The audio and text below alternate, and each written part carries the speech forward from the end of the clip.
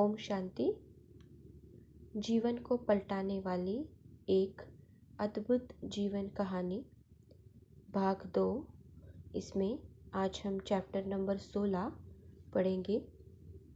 तो अब तक भी जितने पाठ हमने पढ़े हैं उसमें हमने यही देखा कि किस प्रकार शिव बाबा और ब्रह्मा बाबा ईश्वरीय ज्ञान द्वारा और सहज राजयोग रूपी विज्ञान द्वारा ब्रह्मावत्सों की उन्नति एवं कल्याण के पथ पर निरंतर आगे ले जा रहे थे। अब तक उनकी दिव्य मार्गदर्शना के द्वारा भारत के अनेकानेक नगरों, उपनगरों, महानगरों एवं ग्रामों में ईश्वरीय सेवा के केंद्र खुल चुके थे। कैसे शिव बाबा के संरक्षण तथा मार्गदर्शन से इस ईश्वरीय विश्वविद्यालय रूपी नाव को अनेक तूफानों, समुद्री चट्टानों और रुकावटों में से पार करके इतनी दूर तक सुरक्षित यात्रा भाग में ले आए थे। तो अब तक यही देखा कि कैसे इस यज्ञ के अनेक सेवा केंद्र अनेक स्थानों पर खुल चुके थे और बहुत से विरोध होने के पश्चात भी परमात्मा द्वारा मिले हुए डायरेक्शन अनुसार दृढ़ रहते हुए ब्रह्मा बाबा और यज्ञवत्सों ने उनके साथ मिलकर इस यज्ञ को आगे बढ़ाया और यहाँ तक पहुँचाया। तो इस आज के 16वें चैप्टर में हम इसी बात को देखेंगे कि कैसे ब्रह्मा बाबा ने भी ईश्वरीय ज्ञान के विधि विधान ब्रह्मावत्सों को समझाए, किस तरह से सेवा केंद्र खोलने हैं, फिर अनेक ज्ञान के बिंदु कैसे उठाने हैं।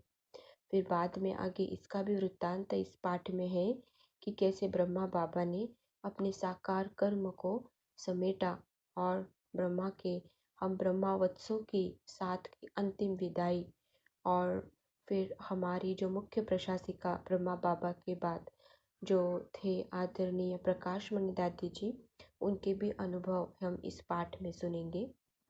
तो पढ़ते हैं। बाबा ने सेवा केंद्र खोलने और ईश्वरीय ज्ञान देने के विधि विधान समझा दिए थे। इस दौरान में बाप दादा ने ज्ञान अभिलाषी तथा योग प्रेमी लोगों के निमंत्रण पर सेवा केंद्र की रीति नीति भी ब्रह्मावत्सों को भली भांति समझा दी थी। सेवा केंद्रों पर जन जन को इस शिक्षा से लाभान्वित करने की विधि और कृति भी उन्होंने ब्रह्मा कुमारियों को, जो कि ईश्वरीय ज्ञान की शिक्षा कार्य में निमित्त है, भली प्रकार सिखा दी थी। सेवा केंद्र पर आए जिज्ञासुओं से प्रथम बार क्या बातचीत की जाए, उससे किस प्रकार प्रश्न पत्र भरवाया जाए, किस प्रकार उसे 3 पिताओं की बात सुनाते हुए परम पिता का परिचय दिया जाए और शिव बाबा से मिलने वाली दिव्य विरासत की खुशखबरी उसे दी जाए, किस प्रकार उस व्यक्ति की आत्म चेतना को जगाया जाए, कैसे उसे देह से न्यारेपन और शांति का अनुभव कराया जाए और परम पिता से उसका संबंध जोड़ दिया जाए। ये सब विधि विधान भी बाबा ने भली भांति सिखा दिए थे। कल्याण कार्य में प्रवृत्त रहते हुए भी किस प्रकार दिव्य मर्यादा का पालन किया जाए, यह रूहानी पाठ भी बाबा ने पढ़ा दिया था। बाबा ने जिज्ञासुओं के प्रति शुभ भावना और शुभ कामना की रीति नीति भी समझा दी थी। बाबा कहते, किसी भी जिज्ञासु को ईश्वरीय ज्ञान को सुनाना शुरू करने से पहले स्वयं मधुर ईश्वरीय स्मृति में स्थित हो जाओ और फिर उसे आत्मिक दृष्टि से देखते हुए ज्ञान दो। उसे शिव बाबा द्वारा भेजा हुआ मानकर तथा उसे भी परम पिता का एक वत्स जानकर उसे देहाभिमान रूपी दलदल से निकालने की कोशिश करो। बाबा समझाते, उस आत्मा को ईश्वरीय ज्ञान देते देते ईश्वरीय स्मृति में स्थित करने का प्रयत्न करो। रूहानी मस्ती में मस्त होकर एक ज्योति स्वरूप शिव बाबा की ही महिमा उसके सामने करो और यह एक बात उसकी बुद्धि में भली भांति बिठा दो कि एक शिव बाबा ही पतित पावन दुख हरता एवं सुख करता है और उस एक ही की याद अथवा योग से हमारे जन्म जन्मांतर के विकर्मों का बोझ दग्ध हो सकता है। उसे ऐसे समझाने के दौरान स्वयं अपने मन में प्रेम पूर्वक रीति से शिव बाबा से कहो, बाबा इसकी भी बुद्धि का ताला खोलो, किस तरह ये भी माया के पंजे से निकलकर आपका बन जाए और सुख एवं शांति का अविनाशी खजाना प्राप्त कर ले। गोया उसके प्रति भी शुभ भावना और शुभ कामना रखो और अपने आराम की भी परवाह न करके हर एक आत्मा की उन्नति के लिए अपना समय अपने साधन लगा दो। इस प्रकार बाबा ने ईश्वरीय सेवा की रूह तो हर वत्स में फूंक ही दी थी। तो बाबा यज्ञवत्सों को ये भली भांति समझाने देते, उन्हें प्रेरणा देते, उनमें ये दृढ़ता भरते कि कैसे अपने समय की भी चिंता ना करते हुए सामने वाली आत्माओं को परमात्मा से के साथ जोड़ने तथा परमात्मा प्रेम का अनुभव करने के लिए हमें प्रयास करना है। फिर बाबा कहते थे कि बाबा ने परिस्थितियों का और उनको पार करने के तरीके का भी परिचय करा दिया था। ईश्वरीय सेवा में क्या क्या परिस्थितियाँ सामने आती है और उन्हें कैसे कैसे पार किया जाए अथवा उन द्वारा कैसे संस्कार परिवर्तन किया जाए। जिज्ञासु जन क्या क्या जानना चाहते हैं और उन्हें कौन सी बातें कैसे समझाई जाए। आजकल के लोग कैसे कैसे स्वभाव के हैं और उनके स्वभाव को किस प्रकार से बदलकर दिव्य बनाया जाए, इन क्रांतिकारी एवं गहन तथ्यों का दिग्दर्शन भी बाबा ने अच्छी तरह से करा दिया था।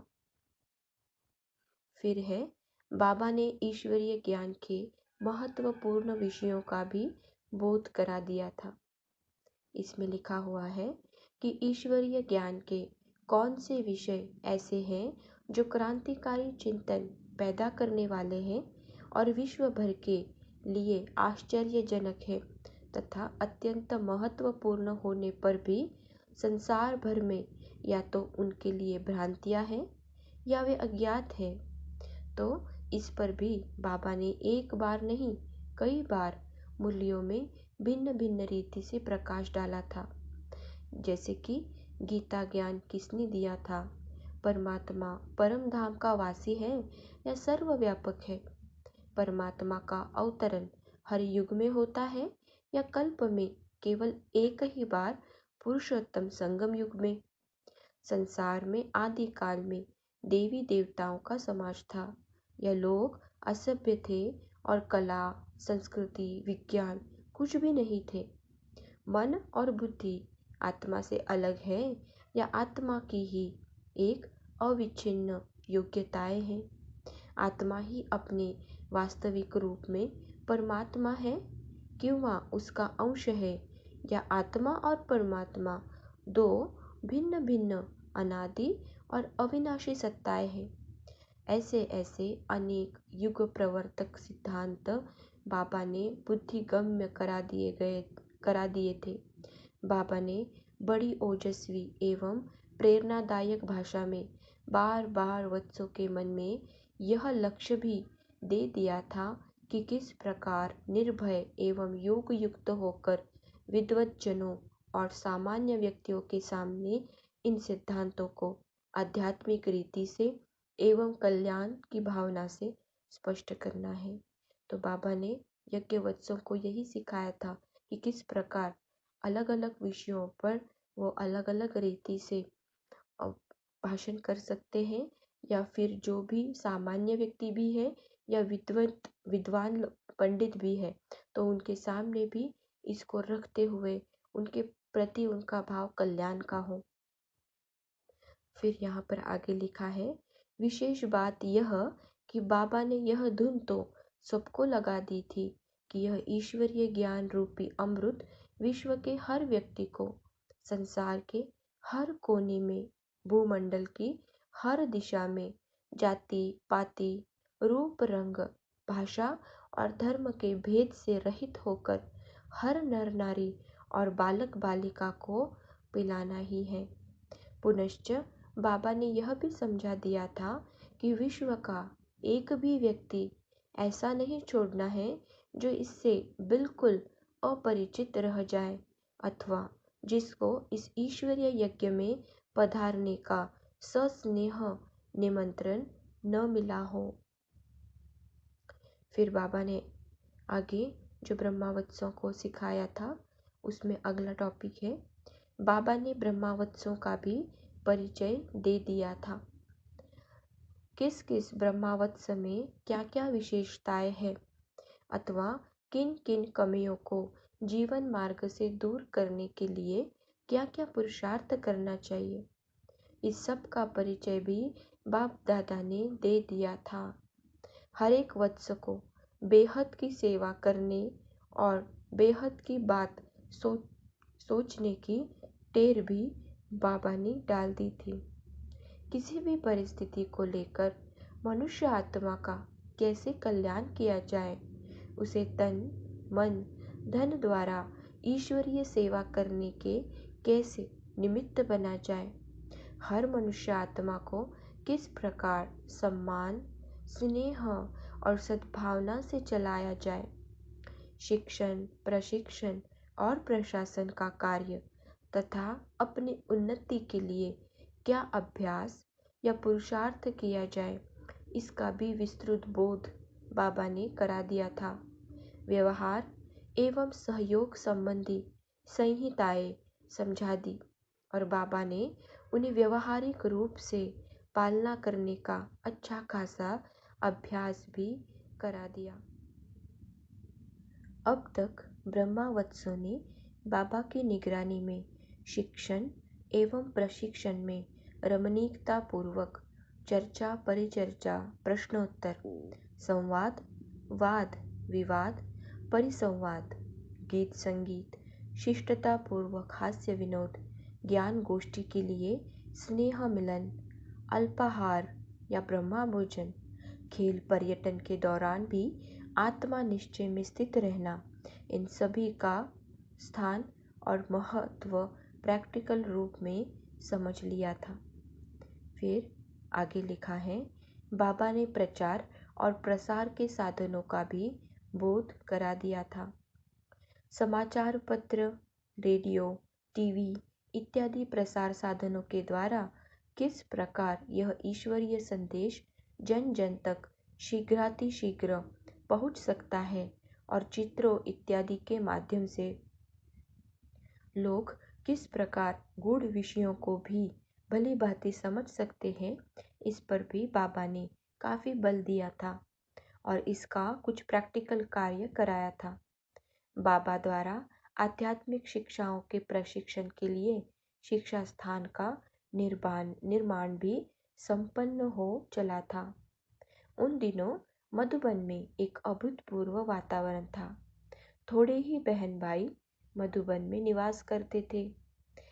उन दिनों बाबा ब्रह्म कुमारी कन्याओं के लिए जो प्रभु समर्पित हो ईश्वरीय ज्ञान प्रदान करने की सेवा में तत्पर होना चाहती थी, उनके लिए उनके प्रशिक्षण कार्य के लिए पांडव भवन के उत्तर पश्चिमी भाग में आवास एवं प्रशिक्षण भवन बनवा रहे थे। उस भवन का निर्माण कार्य काफी हद तक समाप्त हो चुका था। बाबा सेवा केंद्रों से आने वाले वत्सों को बड़े स्नेह से वहां ले जाते और दिखाते कि ये शिक्षण प्रशिक्षण के लिए बनवाया जा रहा है। बाबा पांडव भवन में नवनिर्मित स्थानों के नाम भी ऐसे रखते जिससे कि वहां रहने वालों को जीवन निर्माण के कार्य में प्रेरणा मिलती।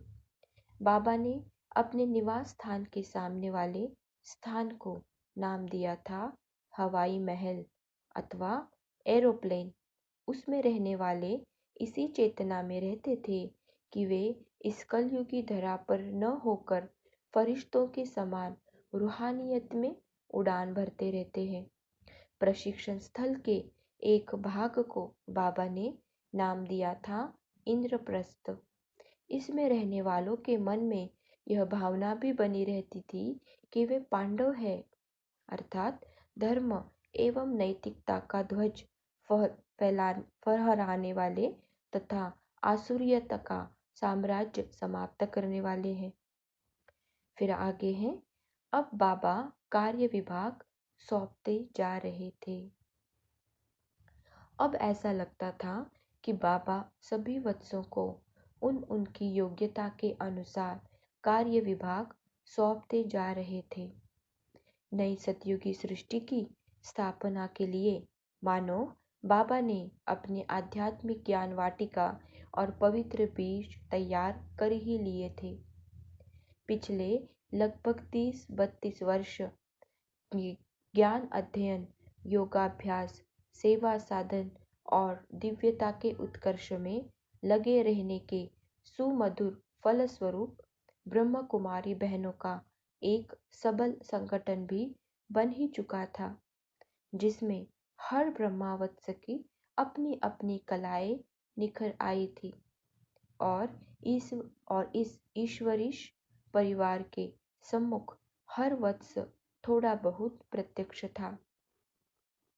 अब इस ईश्वरीय विश्वविद्यालय का विरोध भी ठंडा पड़ चुका था और जन समुदाय ब्रह्म कुमारी बहनों की पवित्रता, प्रभुनिष्ठा, सेवा में तत्परता, स्नेह दान की उत्तमता, संगठन की सुदृढ़ता और इनकी लगन, त्याग और तपस्या से तीव्र गति से प्रभावित होता जा रहा था। फिर आगे है, साकार रूप में बाबा द्वारा कार्य समेटने की निराली युक्ति। इस प्रकार बाबा अब इस सृष्टि रूपी साकार कार्य क्षेत्र से अपने साकार कर्तव्य को समेटते जा रहे थे। बाबा के निकट बैठने से ही ऐसा अभ्यास मिलता था कि व्यक्त देह में होने पर भी वे अव्यक्त स्थिति में हैं। उनके मुखमंडल पर भी कभी चांदनी जैसी छटा और कभी सूर्य की जैसे प्रभा का एक गोलाकार मंडल ऐसे प्रदीप्त रहता था, जो उनकी पार्थिव देह के स्थूलत्व को ओझल कर उन्हें प्रकाशमय प्रतिभासित करता था। इतना ही नहीं, उनके निकटस्थ व्यक्ति स्वयं में शांति और शक्ति का संचारण अनुभव करते करते स्वयं को एक दिव्य आलोक से घिरा हुआ पाता और उसे ऐसा लगता कि मानो बाबा एक प्रकाश पुंज है और वह दिव्य आभा से बनी एक चेतन मूर्ति के सामने एक सुखद स्थिति में बैठे हैं।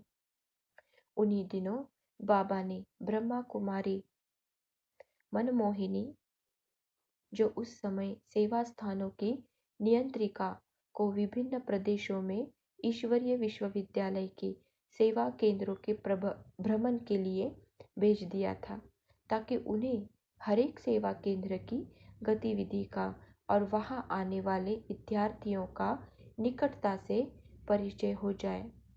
इधर दूसरी ओर उन्होंने ब्रह्म कुमारी प्रकाशवनी जी, जो कि उन दिनों मुंबई में ईश्वरीय सेवा केंद्रों की इंचार्ज थी, उन्हें भी पहली बार लगातार कई सप्ताह मधुबन में अलौकिक सेवा में कार्यरत किया। इसके दौरान उन्होंने ईश्वरीय सेवा के प्रशासन कार्य की उन्हें विशेषताएं सूझबूझ दी और समर्पित वत्सों तथा सेवा केंद्रों पर आने वाले जिज्ञासु सुजन के पुरुषार्थी जीवन का भी यत्किंचित परिचय देते गए। इन्हीं दिनों बाबा को सेवा केंद्र से जो पत्र प्राप्त होते, बाबा उन्हें भी दिव्य गुणों की धारणा के लिए उनके सामने उच्चतम आदर्श रखते और हर परिस्थिति में उन्हें एक रस रहने की तथा शिव बाबा की याद में लवलीन रहने की ताकीद करते। जैसे कि पहले कहा जा चुका है, उन्हीं दिनों ब्रह्म कुमारी दादी मनमोहिनी जी इलाहाबाद गई थी और दादी प्रकाशमणि जी, ब्रह्म कुमारी संतरी जी, ब्रह्म कुमारी ईशु, ब्रह्म कुमारी संदेशी, ब्रह्म कुमारी लच्छू, भोली दादी, ब्रह्म कुमारी जवाहर, ब्रह्म कुमार आनंद किशोर, ब्रह्म कुमार विश्वरतन, ब्रह्म कुमार चंद्रहास तथा अन्य भी कुछ भाई बहन पांडव भवन में अपने अपने कार्य को संभाले हुए थे। नित्य की न्यायी प्रातः और सायंकाल बाबा ज्ञान मुरली द्वारा सबको आध्यात्मिक लाभ देते रहते। फिर आगे है, विश्व के इतिहास में एक अत्यंत महत्वपूर्ण दिन। परंतु 18 जनवरी सन 1969 का दिन प्रातः बाबा का शरीर रूपी रथ कार्य क्षमता के यथापूर्व स्तर पर नहीं था। रक्त शर्करा में आधिक्य तथा हृदय को प्रभावित करने वाले अन्य कुछ शारीरिक लक्षण प्रकट हो गए थे। तथापि बाबा की आध्यात्मिक स्थिति योग युक्त, अलोक युक्त और मधुर थी। उनके चेहरे से ऐसे प्रतीत नहीं होता था कि उनकी शारीरिक अवस्था अस्वस्थता अधिक उग्र है। अतः यद्यपि डॉक्टर को बुलाया गया था, तथापि बाबा का मन पूर्ववत प्रफुल्लित और तन स्वशासित था, जिसको देखकर बाबा के निकटस्थ वत्सों को बाबा के शारीरिक स्वास्थ्य की समस्या बहुत ज्यादा चिंताजनक प्रतीत नहीं होती थी। तथापि बाबा के अनेक वर्षों से चले आते प्रतिदिन के कार्यक्रम में कुछ अंतर देखकर उन्होंने यह भाप लिया था कि बाबा का शरीर रूपी रथ नित्य की न्यायी सहयोग नहीं दे रहा। उन्हें यह आभास हो गया था कि बाबा की दिनचर्या में जो थोड़ा अंतर है, वह इसी बात का प्रतीक है कि प्रकृति प्रतिकूल है और बाबा के मुखमंडल या बोल द्वारा उसका स्पष्ट प्रदर्शन न होने का कारण तो यह है कि बाबा की आध्यात्मिक शक्ति प्रकृति को अधीन किए हुए है। अतः वे बाबा की विश्राम तथा औषधि उपचार की ओर पूरा ध्यान दे रहे थे। परंतु जब उन्होंने अन्य ब्रह्मावत्सों को सूचना देने का संकल्प किया, तो स्वयं बाबा ने ही उन्हें रोक दिया और मुस्कुराते हुए कहा, बच्चे, बाबा तो ठीक ठाक है, कोई फिक्र की जरूरत नहीं, ड्रामा पर स्थिर रहो। तो भी ब्रह्मावत्सों ने अनुनय विनय करके उस दिन बाबा को यह स्वीकार करा ही लिया कि प्रातः क्लास बच्चे स्वयं कर लेंगे। फिर भी अथक सेवाधारी, विश्व कल्याणकारी, महादानी, वरदानी, रहमदिल बाबा ने उस दिन क्लास के समय के बाद कुछ समय लगाकर सेवा केंद्रों से आए हुए सभी पत्रों का उत्तर लिख दिया और यथार्थ पूर्व के पांडव भवन में निर्माण कार्य के निरीक्षण पर भी गए और मुख्य मिस्त्री तथा निमित्त वत्स ब्रह्म कुमार चंद्रहास को निर्माण कार्य संबंधी आदेश निर्देश भी दिए। फिर बाबा ने सायंकाल नित्य क्लास के समय से पहले ही क्लास कराने की प्रेरणा प्रकट की।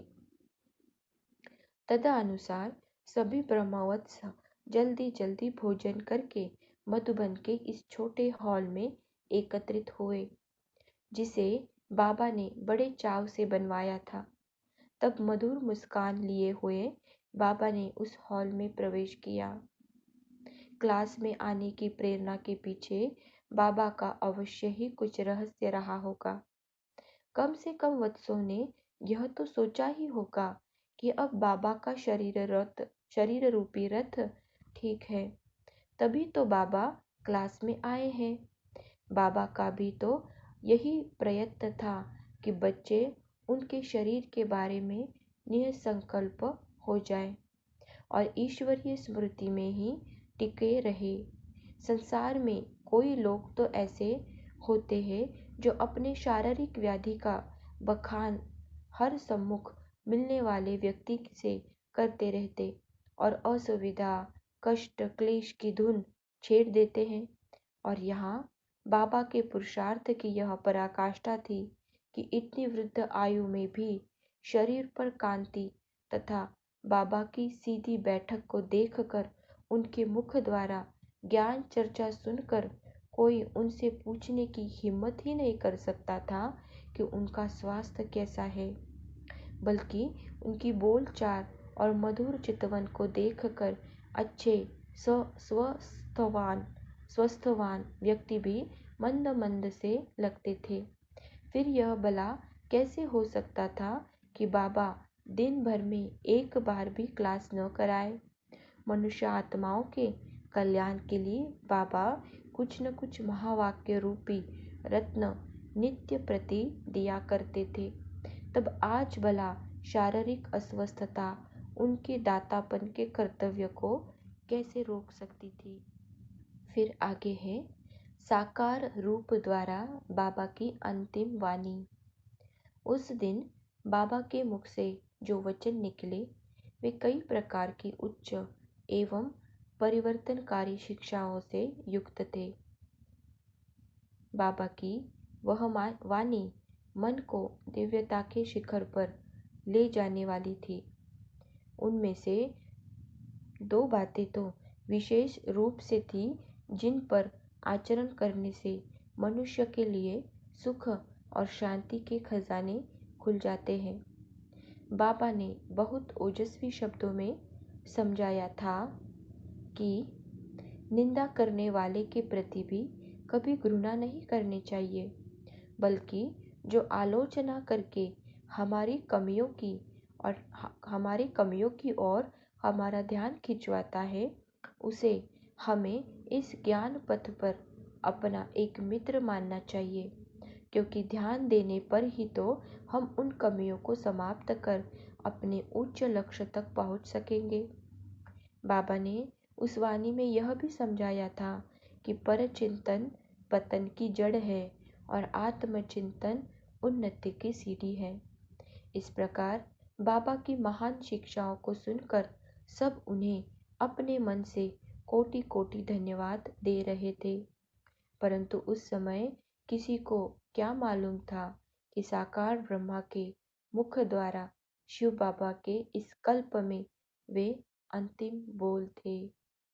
किसी ने सोचा तक भी नहीं था कि चतुर सुजान बाबा साकार रूप में अपने सब कार्यों को पूर्ण करते जा रहे हैं। अंत तक किसी को भी बाबा ने ऐसा आभास नहीं होने दिया कि अभी थोड़े ही समय में विश्व के इतिहास में एक अत्यंत महत्वपूर्ण वृत्तांत पटाक्षेप होने वाला है और अनायास ही एक विचित्र घटना घटने वाली है। फिर आगे है साकार रूप से विदा। हुआ यह कि रात्रि के लगभग 8:45 बजे थे, तब बाबा क्लास करा के अपने कमरे में लौटे। यह वही कमरा है जहाँ आजकल बाबा का ट्रांसलाइट का चित्र रखा हुआ है। चारपाई बिछी हुई है तथा गद्दी बनी हुई है। बाबा के साथ साथ दादी प्रकाशमणि जी, ब्रह्मा कुमारी संदेशी और ब्रह्मा कुमार विश्वरतन आदि भी लौटे थे। बाबा आकर अपनी चारपाई के बाजू पर बैठे ही थे कि वे कुछ लंबी लंबी सांस लेने लगे। उन्होंने अपना एक हाथ छाती पर रखा था, जिससे लगता था कि हृदय की गति में कुछ शीतलता आ रही है, और दूसरा हाथ दादी प्रकाशमणि जी के हाथ में दिया। ब्रह्म कुमारी संदेशी ने कहा, बाबा बाबा क्या हो रहा है? संदेशी जी ने अभी 1-2 बार ऐसे पूछा ही था कि बाबा का शरीर स्थायित्व को छोड़ ढीला पड़ने लगा, जिसे ब्रह्मा कुमारी संदेशी और ब्रह्मा कुमार विश्वरतन ने अपनी भुजाओं में संभाल लिया। अब बाबा को लेटा दिया गया था। डॉक्टर को तो पहले ही बुलावा भेजा गया था। ऑक्सीजन के लिए भी प्रबंध करने का प्रयत्न किया गया था, परंतु मालूम पड़ता था कि ब्रह्मा बाबा जिस शिव बाबा को माता पिता, सखा, स्वामी अथवा सर्वस्व रूप से श्वासोश्वास याद करते थे, उसमें उन्हें अपने पास बुला लिया था। दोनों की प्रीति तो पहले ही से ऐसी अविच्छिन्न थी कि वे एक दूसरे के बिना नहीं रह सकते थे, और अब शायद वह क्षणिक विछोह भी ब्रह्मा बाबा के लिए असह्य होगा कि वे जो दीर्घ श्वास उन्होंने लिए थे, उसमें उन्होंने दिल भर को ऐसा दिल भर कर याद किया होगा कि अब शिव बाबा और ब्रह्मा बाबा अव्यक्त रूप में अंग संग बाप दादा के रूप में एक धाम के धामी हो गए। परंतु यहाँ जो ब्रह्मावत्स अपने नेत्रों के सामने यह विचित्र ड्रामा होते देख रहे थे, वे तो असमंजस में पड़ गए थे कि यह सब क्या हो रहा है। मानो उनके हाथों के तोते उड़ गए हो। हमारे प्रिय बाबा को क्या हो रहा है, वे यह समझ नहीं पा रहे थे। यह ड्रामा में कैसी घड़ी आ पहुंची है। विश्व नाटक का ज्ञान होने पर भी वे यह जान नहीं पा रहे थे कि अब क्या करना चाहिए। उन्हें इसका कुछ उत्तर सूझ नहीं रहा था। वे कर भी क्या सकते थे। आत्मा के सर्जन तो शिव बाबा ही है, जिनका ही वह रथ था। शरीर के डॉक्टर को बुलाया ही गया था, परंतु वह भी होनी को अनहोनी कैसे कर सकता, वह भावी को कैसे मिटा सकता। शायद इसी अवसर अथवा इसी वृत्तांत विशेष के लिए कहा गया है कि होता है वही जो मंजूरे खुदा होता है, क्योंकि ब्रह्मा बाबा तो शिव बाबा के ही रथ अथवा वाहन थे। फिर आगे है विचित्र घड़ी। अब डॉक्टर पहुंच चुका था और शरीर के विशेष स्थलों की जांच करने के बाद अवाक था और भीगी आंखों से सबकी ओर देख रहा था। सब लोग भी हक्का बक्का रह गए।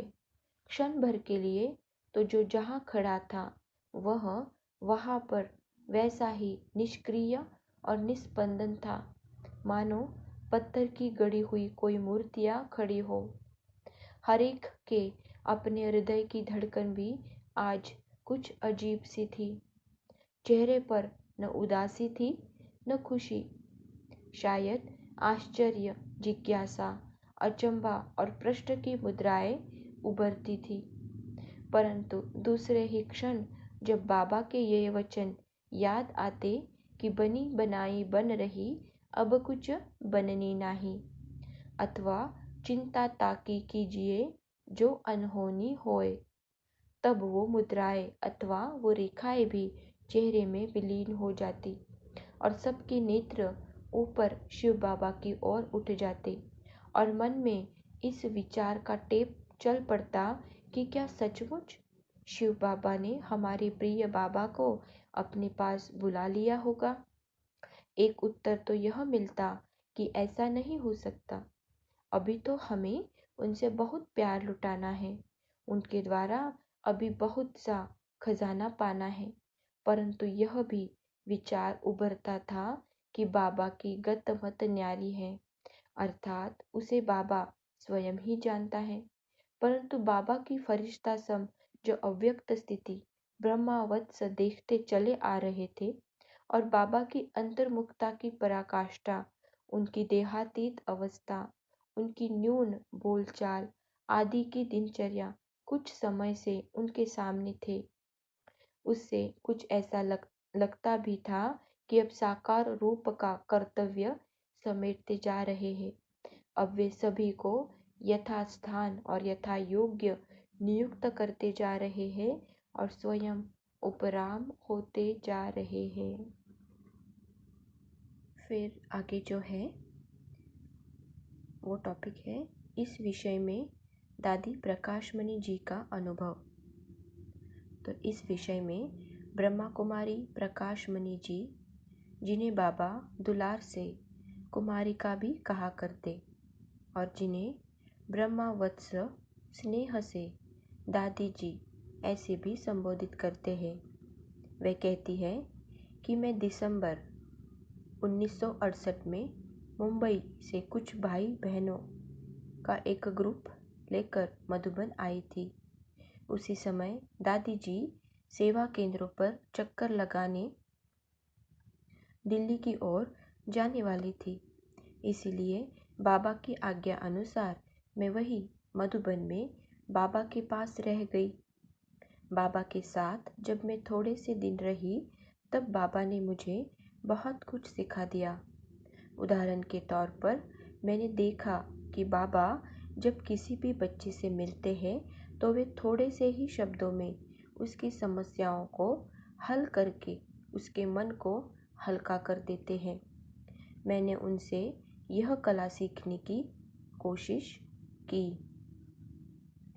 उन्हीं दिनों बहुत निकटता से मैंने यह भी देखा कि बाबा यज्ञ के कार्य करते हुए भी सदा उपराम नजर आते थे।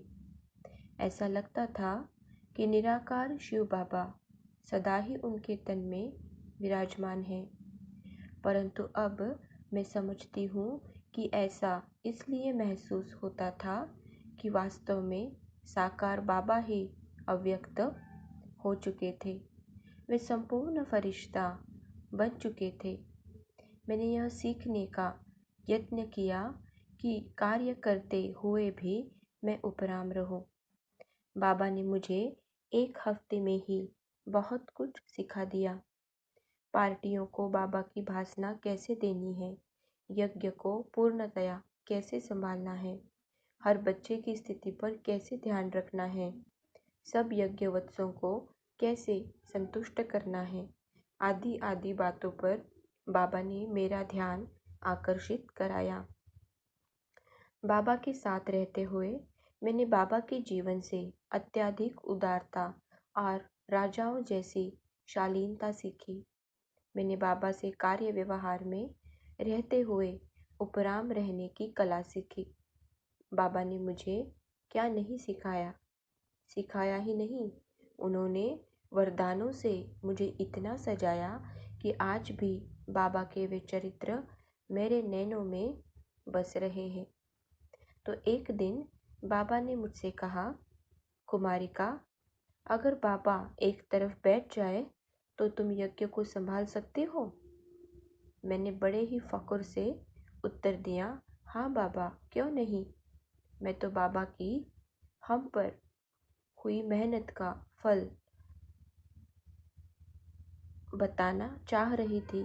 मुझे क्या पता था कि बाबा जल्दी ही आने वाले समय के लिए हमें पहले ही से सूक्ष्म अथवा गुप्त रूप से सावधानी दे रहे थे और तैयार कर रहे थे, और वे गंभीरतापूर्वक यह प्रश्न पूछ रहे थे। मुझे क्या मालूम था कि सचमुच यह सत्य होगा और हमारे प्यारे बाबा देह से पूर्णतः न्यारे होकर सूक्ष्म लोक में बैठने जा रहे हैं। परंतु तब बाबा को तो अपने संपूर्ण फरिश्ता बनने का स्पष्ट अनुभव था और बाद में मेरी समझ में आया कि बाबा गंभीरतापूर्वक यह प्रश्न पूछ रहे थे। वैसे भी कई बार मेरे बारे में बाबा कहा करते, ये बच्ची वत्समाला में नंबर 1 है, यह वफादार बच्ची है।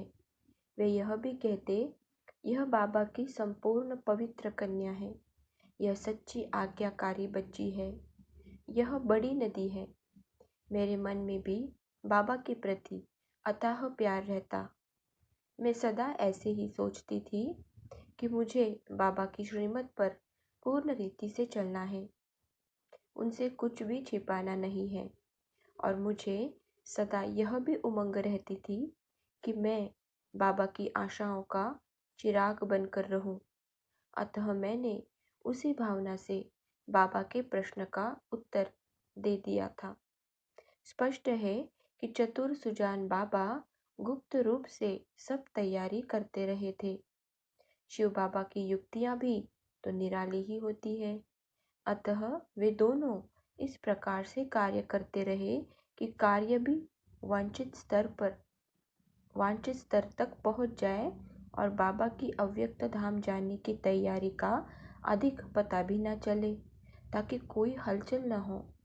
बाबा की इस युक्ति की चर्चा हम 18 जनवरी के वृत्तांत के बाद करेंगे। पहले यह सुन लेते हैं कि दादी प्रकाश मणि जी जो इस संक्रांति काल में उपस्थित थी, वे इसके विषय में आंखों देखा क्या वृत्तांत सुनाती है। तो बाबा जो हमारे प्यारे ब्रह्मा बाबा अव्यक्त हुए, लेकिन पहले ही उन्होंने जाने से पहले कैसे छोटी छोटी युक्तियां रचकर सारे यज्ञ की संभाल के लिए दादी जी को तैयार किया था, तो उनको सारी बातें समझा दी, सिखा दी थी। तो ये वर्णन यहाँ पर था। अब इसके आगे देखते हैं। 18 जनवरी के बाद 18 जनवरी के बारे में दादी प्रकाशमणि जी के बोल।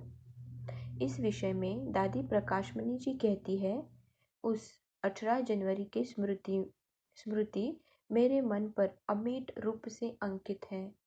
उस दिन सवेरे से ही बाबा का स्वास्थ्य पूर्ववत नहीं था। यज्ञ के इतिहास में मैं और बाबा के तपस्वी जीवन में केवल यह एक ही समय था जबकि बाबा ने प्रातः को मुरली नहीं चलाई थी, परंतु उस दिन वे सर्वोच्च स्थिति में और ईश्वरीय खुशी में स्थित थे। जब हमने डॉक्टर को मंगाने को कहा तो बाबा ने उसी मस्ती में कहा कि बच्ची, डॉक्टर क्या करेगा, मैं तो सुप्रीम सर्जन से बातें कर रहा हूँ। उस दिन बाबा ने कहा, आओ आज बच्चों को पत्र लिखो। और फिर बाबा के हाथ में वह लाल कलम थी जिसके सुंदर अक्षर सभी के दिलों को खींच लेते थे, और बाबा ने सभी पत्रों के उत्तर लिख दिए।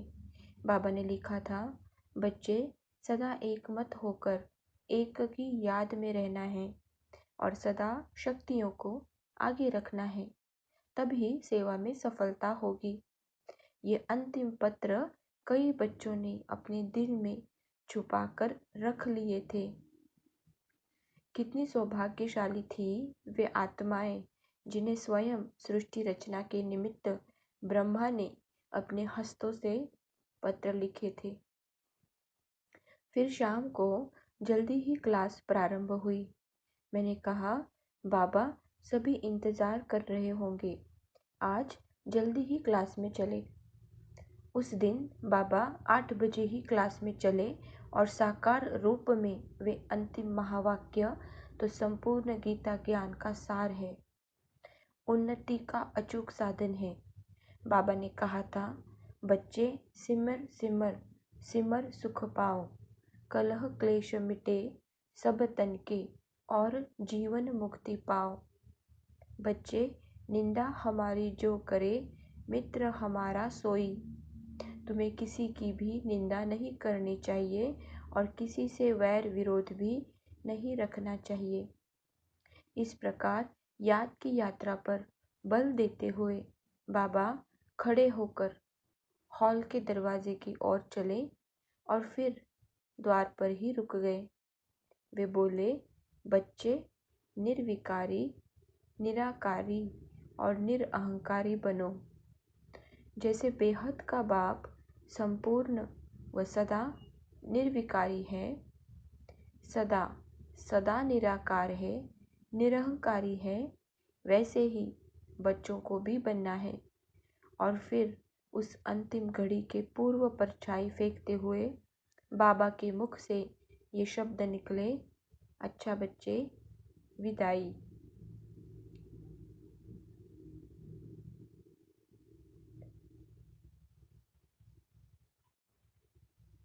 ये शब्द बाबा ने केवल उसी ही रात बोले थे।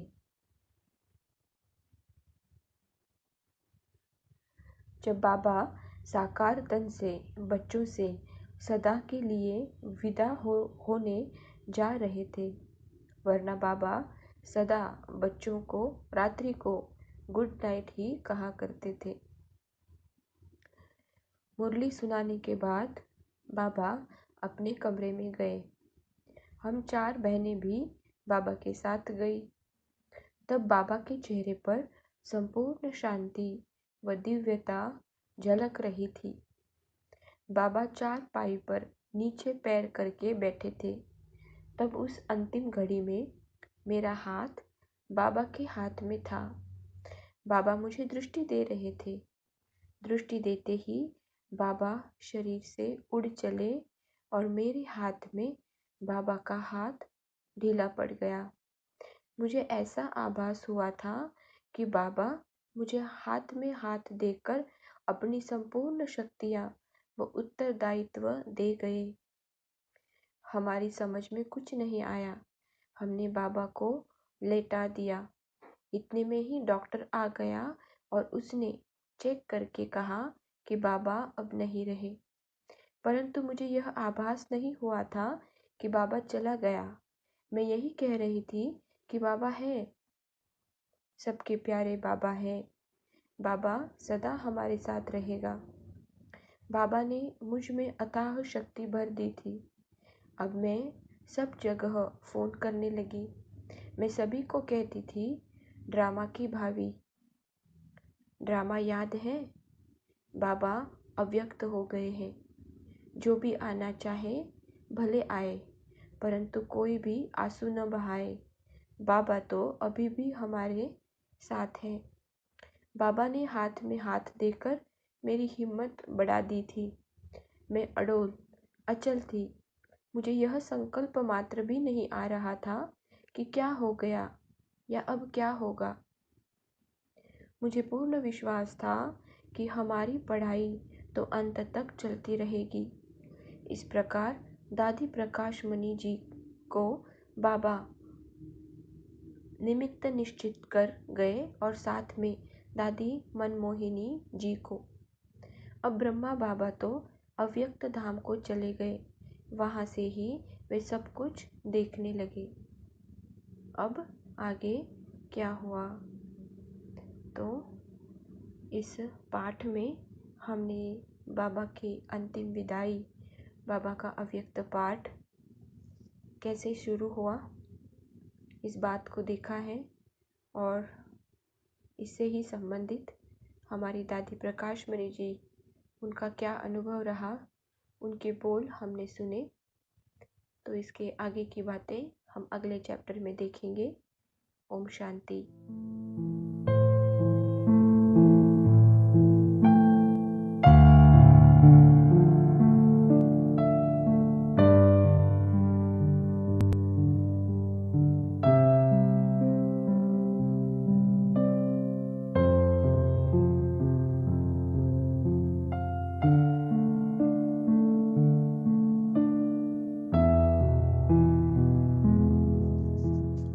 ओम शांति।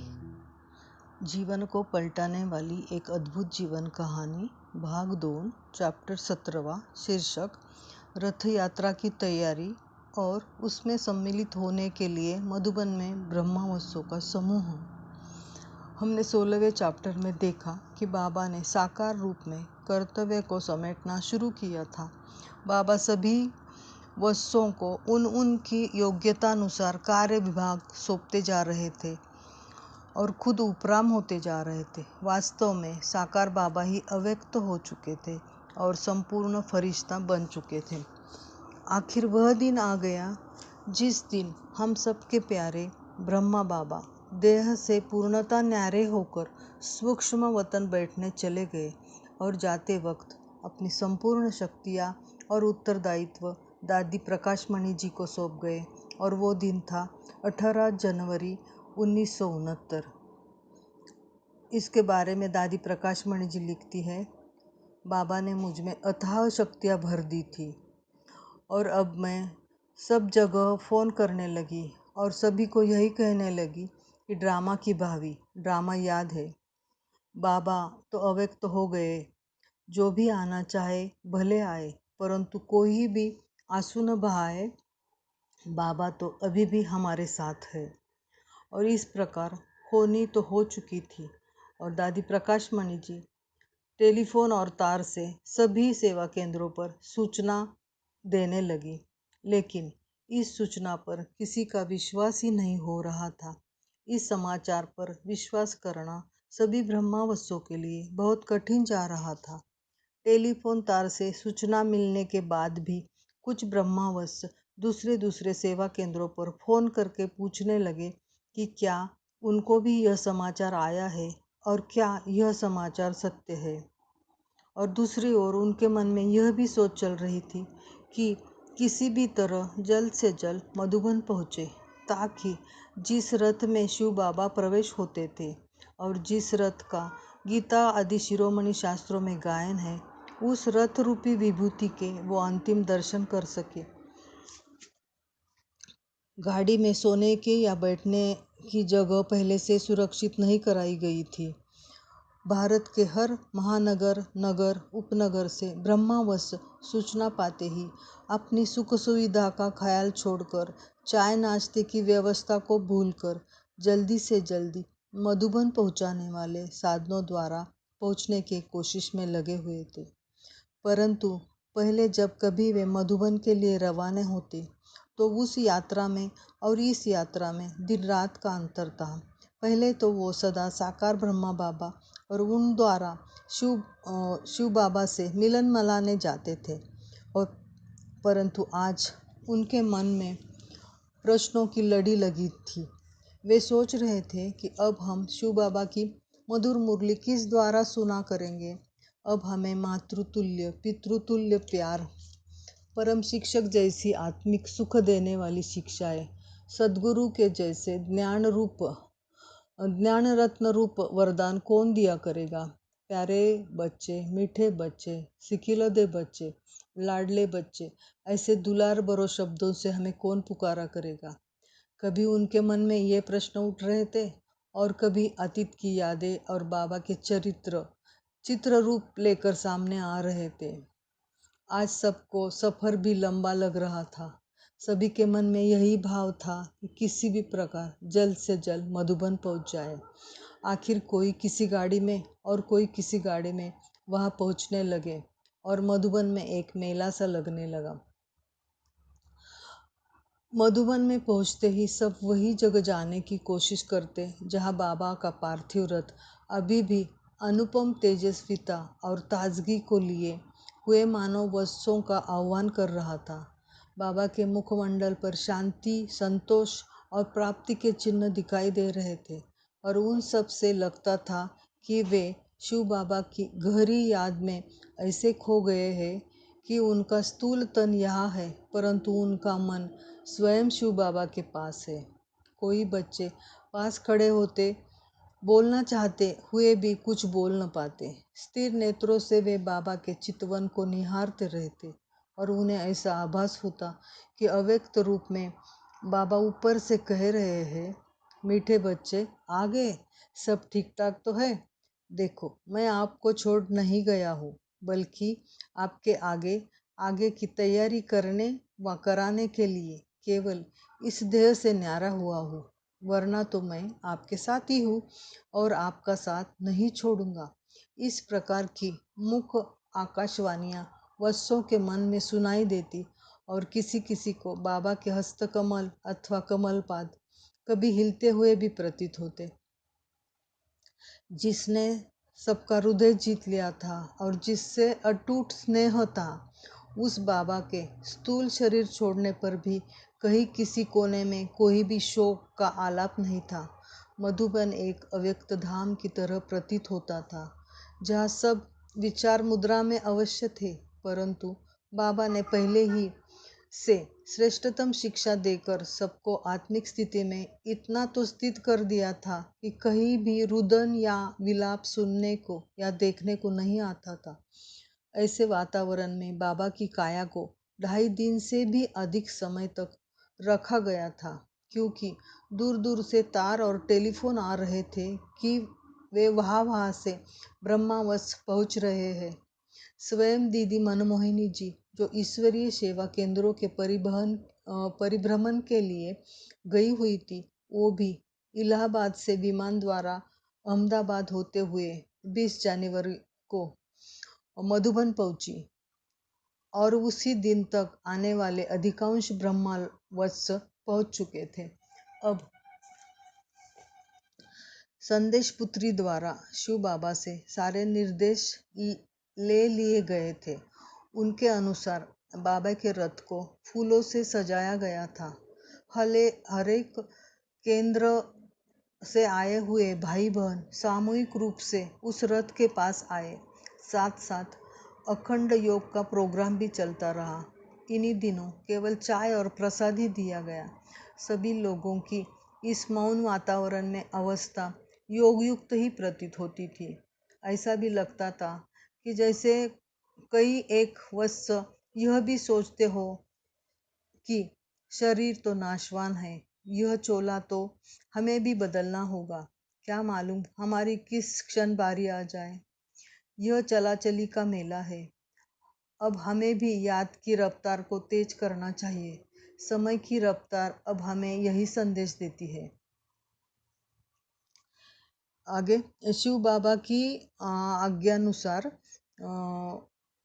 रथ की अंतिम क्रिया प्रशिक्षण के लिए बनाए गए हॉस्टल वाले प्रांगण के मध्य में की जाए, जहां आज शांति स्तंभ बना हुआ है।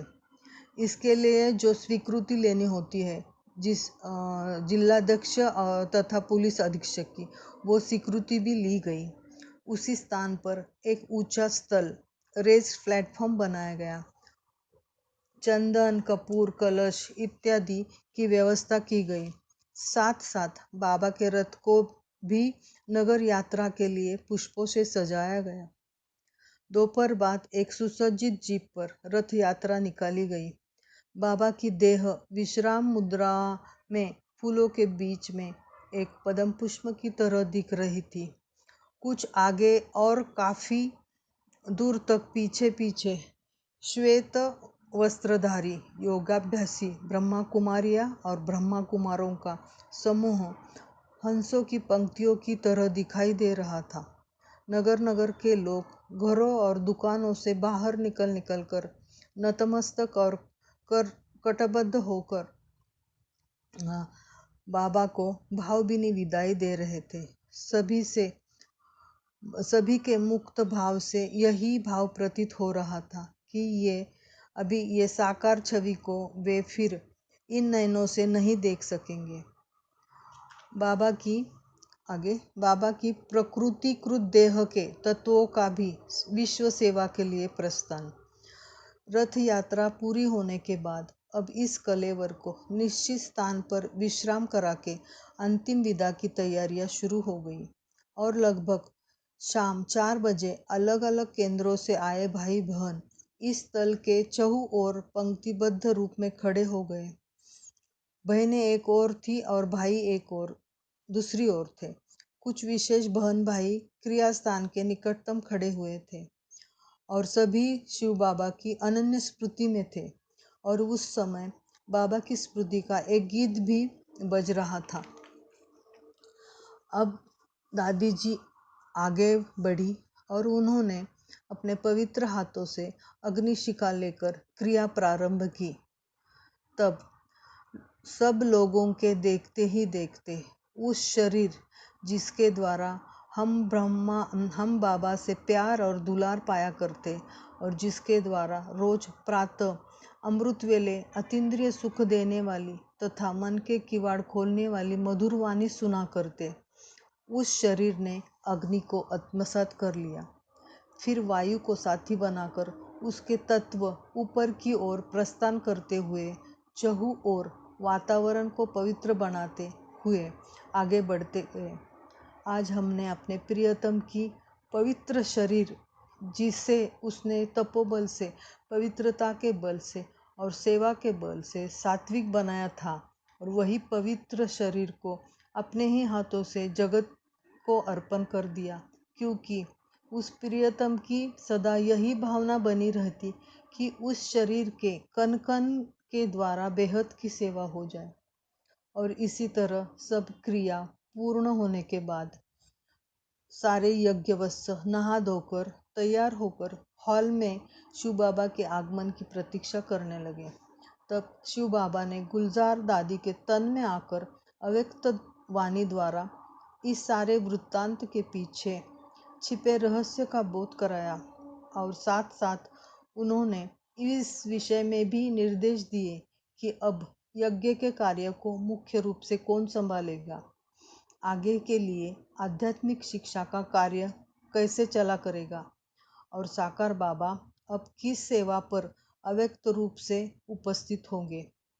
बाबा ने मधुबन भवन के निर्माण कार्य में लगे मजदूरों को तथा अन्य निर्धन लोगों को मीठे चावल, चाय और वस्त्र आदि दान करने का भी आदेश दिया। 7-8 अनन्य वत्सों द्वारा अस्थियां चुनने के बाद उन्हें कलश में भरकर पंक्तिबद्ध तथा योग युक्त होकर विधि पूर्वक निश्चित स्थान पर लाकर रखने का निर्देश भी दिया। बाबा की वह 21 जनवरी की अव्यक्तवाणी बहुत महत्वपूर्ण है। उसका अभ्यास हम आगे आने वाले चैप्टर में करेंगे। ओम शांति।